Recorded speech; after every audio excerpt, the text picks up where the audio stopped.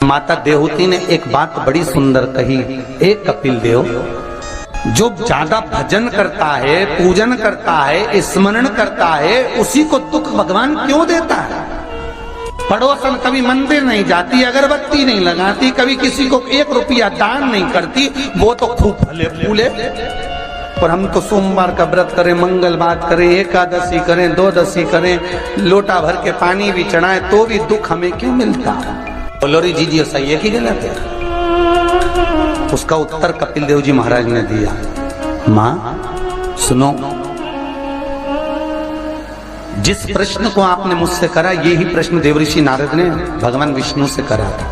यही प्रश्न भगवान विष्णु से देवऋषि नारद ने करा कि जो मंदिर जाए, देवालय जाए, पूजन करे, अर्चना करे, पाठ करे, स्मरण करे, दुख उसी को क्यों मिलता है? और जो कभी मंदिर नहीं जाए, भगवान का भजन नहीं करे, उसके यहाँ तो 4 चांद लग जाते, खूब लक्ष्मी भगवान देता।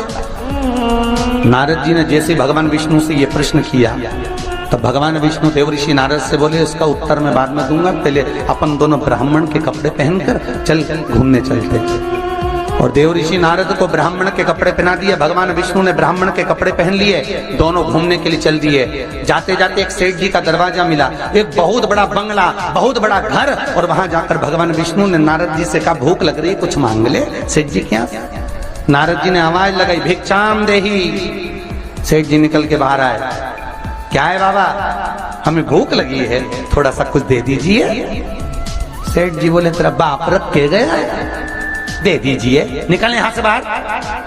आ गए भिखारी, भीख मंगे, चल निकलो यहां से बाहर। नारद जी के तो कांटे से खून नहीं। नारद जी भगवान विष्णु को देख रहा है, भगवान विष्णु नारद को देख रहा है। विष्णु जी ने नारद जी का हाथ पकड़ा, लेकर चल दिए वापस। नारद जी बोले, सेठ जी ने इतना अपमान करा, तुमने कुछ बोला नहीं? भगवान विष्णु ने दोनों हाथ उठाकर कहा, जा, तेरे यहाँ 4 चौगुना धन बढ़ जाए, तेरी दौलत और बढ़े, संपदा और बढ़े, तेरे पास में लक्ष्मी और बढ़े। नारद जी चले, भगवान विष्णु का हाथ पकड़ के बोले, ये कहाँ की रीति है? उसने धक्के मारकर निकाला, गाली दे के निकाला, बाप तक पहुंच गया, और तुम उससे कह रहे हो कि तेरी लक्ष्मी बढ़ जाए। नारद जी, भगवान विष्णु बोले, मेरा मन, चल तू तो आगे चल। और भगवान विष्णु लेकर चले तो एक बूढ़ी बुजुर्ग माता बैठी थी एक कमरे में, एक घर के अंदर। उस बुजुर्ग को देख भगवान विष्णु ने कहा, नारद अब इसके यहाँ चलते चलते।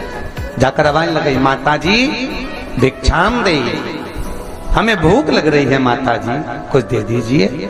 माता जी बोली, देखो बाबा, मेरे घर में खाने का तो कुछ भी नहीं है, बस एक गाय है, उस गाय की मैं सेवा करती हूँ, दूध मिलता है, वही दूध रखा हुआ है, तुम दोनों अंदर आ जाओ।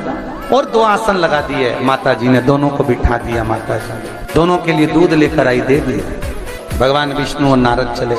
नारद जी बोले, कितनी अच्छी माता है, बिठा के दूध पिलाया, पानी पिलाया, और बस सेठ जी ने धक्के मारकर निकाल दिया। भगवान आशीर्वाद दो इस बूढ़ी माता को। भगवान विष्णु ने दोनों हाथ उठाकर कहा, जा, तेरी गाय मर जाए। अब तो और कांटे से खून नहीं। भगवान देवऋषि नारद ने कहा, प्रभु तुम्हारा ये स्वरूप मुझे बहुत बुरा लगा। भगवान ने कहा, कौन सा स्वरूप? वो सेठ जी ने धक्के मारकर निकाला था, कहते हैं और लक्ष्मी बढ़े, और वो बेचारी गाय का दूध पिलाई और तुम कहते उसकी गाय मर जाए। हाँ। भगवान बोले, मेरा मन, तो तुमने ऐसा क्यों करा? भगवान बोले, नारद तू मेरी लीला नहीं समझता ना। नारद जी बोले, कभी समझूंगा भी नहीं, पहले बताओ ये क्यों हुआ, लीला जाने दो, मुझे तो ये बताओ। भगवान ने कहा, नारद बात इतनी सी है, वो बूढ़ी माता मेरा भजन करती है, दिन भर मेरा नाम लेती है, वो मरेगी, उसके घर में एक गाय है, उसमें उसका दिल बहुत लगा हुआ है, उसकी सेवा करती है, मरेगी, मरते समय विचार करेगी कि मेरे मरने के बाद मेरी गाय का क्या होगा। गाय की याद करते करते जब मरेगी तो उसको गाय की योनि मिल जाएगी, वो भगवान के पास नहीं आ पाएगी, विष्णु के पास नहीं आ पाएगी, इसलिए मैंने उसके मरने से पहले उसकी गाय को मार दी। नारद जी बोले, ये तो समझ में आ गया, पर अब ये बताओ कि वो सेठ जी को लक्ष्मी क्यों बढ़ाई? भगवान बोले, नारद उसको धन से बहुत प्रेम है, मैंने लक्ष्मी इसलिए बढ़ाने का आशीर्वाद दिया कि वो लक्ष्मी को जोड़ जोड़ के इकट्ठा कर कर कर जब मरेगा, वो लक्ष्मी और पैसे के चक्कर में जब मरेगा तो आखिरी में मरकर सांप बनकर उसी दौलत पे बैठा रहेगा।